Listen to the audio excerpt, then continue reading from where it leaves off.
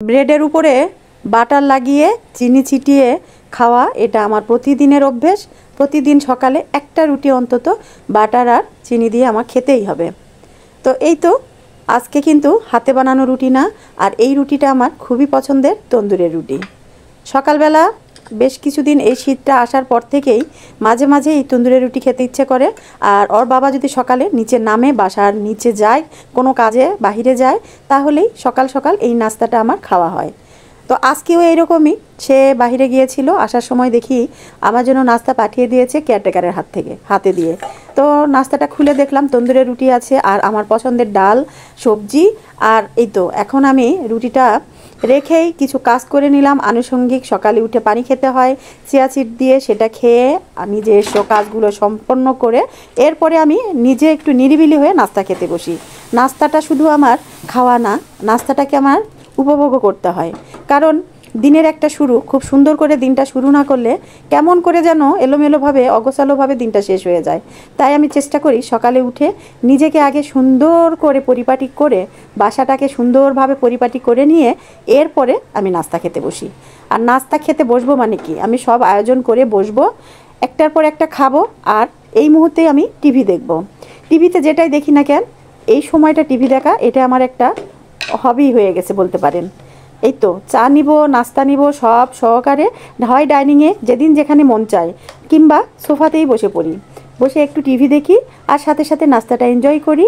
সাথে এই মুহূর্তে কেন যেন টিভি দেখতে আমার এত ভালো লাগে, কারণ সারাটা দিন ওই রকম সময় হয়ে ওঠে না নিরিবিলিভাবে টিভি দেখার। এই জন্যই এই সময়টাকে আমি বেছে নেই। 10 মিনিট হোক না বা 20 মিনিট কিংবা আধা ঘন্টা, বড় জোর। এরপরে তো আবার দুপুরে রান্না খাওয়ার শুরু হয়ে যায়, গোছালো, কাপড় কাচা, ধোয়া, ঘর গোছানো। তো যাই হোক, এই সময়টাকে আমি খুব উপভোগ করি। তো যাই হোক, এই তো নাস্তা তো তৈরি করে নিলাম। একটা ব্রেডে বাটার লাগিয়ে একটু চিনি ছিটিয়ে কিন্তু খাচ্ছি। এর ফাঁকে আমি গরুর দুধের একটু চা করে নিচ্ছি। সকালে শীত আসার পর থেকে সকালে 1 কাপ গরুর দুধের চা যেন মানে কি বলবো, একটা ঔষধের মতো কাজ করে।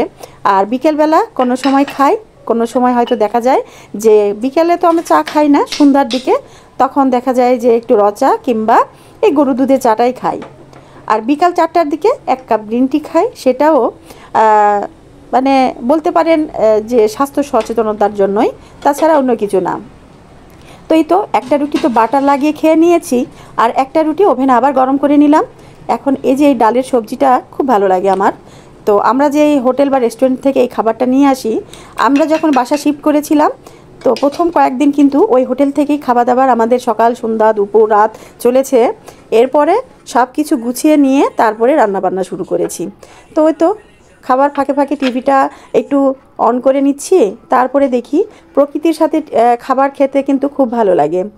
চাইনিজ কিছু বা কোরিয়ান কিছু আছে, ব্লগাররা আছে, আমি তাদেরকে অনুসরণ করি বা তাদের ভিডিওগুলো আমার খুব ভালো লাগে, আমি দেখার চেষ্টা করি। তো আজকে দেখি কি দেখা যায়। তো খাওয়ার সময় সাধারণত খুব নিরিবিলি ভাবেই খাবারটা খাওয়া উচিত আমাদের। তো আমি কিন্তু আবার এই যে হালকা একটু প্রকৃতির সাথে খুব মানে আমার ভালো লাগে। তো দেখছি যে কোনটা দেখা যায়। তো এই যে সবজি উত্তোলন হচ্ছে সিজনাল, কি এটা সবজি যেন, ব্রকলি কিন্তু আমার খুব পছন্দের, কিন্তু ব্রকলি দুঃখের বিষয় আমার খাওয়া হয় না। এটা নিষেধ আছে, ব্রকলি, কপি এই ধরনের খাবারগুলো যেগুলো প্রচুর পরিমাণে খনিজ আয়রন আছে, সেই খাবারগুলো আমার নিষেধ থাকে। তো আজকে নাস্তার সাথে সাথে আমি এই ভিডিওটাই এনজয় করব আর কি। তো যতক্ষণেই হোক না কেন আমি খাবো, তারপরে চা খাবো, আস্তে ধীরে আমি এই ভিডিওটা সম্পন্ন করব। তারপরে আমার দিনের আনুষঙ্গিক কাজ শুরু হবে। রান্নাবান্না, কি রান্না করব, কি সবজি ভিজাবো, কি মাছ বা মাংস বা কি হতে মানে রান্না করতে হবে, সেগুলো আইডিয়া করে নিব।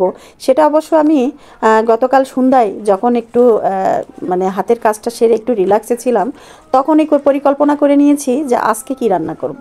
তো এই জন্য রান্না করার সময় এতটা কষ্ট হবে না, ভেবেই নিয়েছি কি কি করছি। তো এই তো রুটিটা দিয়ে আমি ডালের সবজিটা খাচ্ছি। আমার খুবই ফেভারিট একটা খাবার, ভালো লাগে, তবে প্রতিদিন একঘেয়েমি খাবার আমার ভালো লাগে না। আর এই তন্দুরের রুটিটা আমার যে কেমন মানে কি যে পছন্দ করি সেটা আমি আপনাদেরকে বলতে পারবো না, আমার খুবই ভালো লাগে। কেন জানেন আপনাদের কার কেমন লাগে তন্দুরের রুটি? এই তন্দুরের রুটিটা কিন্তু আমি প্রথম চিটাগাংয়ে যখন ছিলাম বা চিটাগাং যতদিন আমার থাকা হয়েছে, চিটাগাংয়ের মানুষের সকালে উঠেই তাদের এই তন্দুরের রুটি প্রত্যেকটা ছোট কিংবা বড় রাস্তার মোড়ে চায়ের দোকানের পাশে তারা তন্দুরের রুটি তৈরি করে। তো এমনই চিটাগাংয়ের সকাল মানেই তন্দুরের রুটি থাকবে আর থাকবে চা।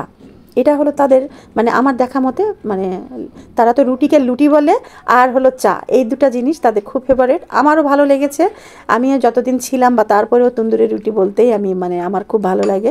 গরম গরম তন্দুরের রুটি যে কোনো কিছুর সাথেই ভালো লাগে। তো যেহেতু আমি সবজি পাগল একটা মানুষ, সবজি দিয়েই আমার সবচেয়ে বেশি ভালো লাগে। তো এই তো আমি ভিডিওটা দেখছি, তাদের ব্রকলি তুলছে, প্রসেসিং করছে, কিভাবে কি। সকলে ভালো থাকবেন, সুস্থ থাকবেন। আজকে সকালটা এইভাবে টিভি দেখে আপনাদের সাথে কথা বলে নাস্তাটা এনজয় করলাম। এই তো এক এক দিন এক একভাবে সকালটা সম্পন্ন হয়। তো আমি আশা করব সকলেই নিজের প্রতি একটু কেয়ার নেবেন, ভালো থাকবেন, সুস্থ থাকবেন। আসলে বেঁচে তো সবাই থাকি আমরা বা সবাই থাকবো, কিভাবে বেঁচে থাকবো বা কিভাবে বেঁচে আছি এটাই হলো বড় কথা। প্রতিটা মুহূর্তই কিন্তু অনেক মূল্যবান মানুষের, আমরা অত বুঝি না, সময়ের মূল্য দিতে শিখব। সকলে ভালো থাকবেন, সুস্থ থাকবেন, আমার জন্য দোয়া রাখবেন। শুভ সকাল, আল্লাহ হাফেজ।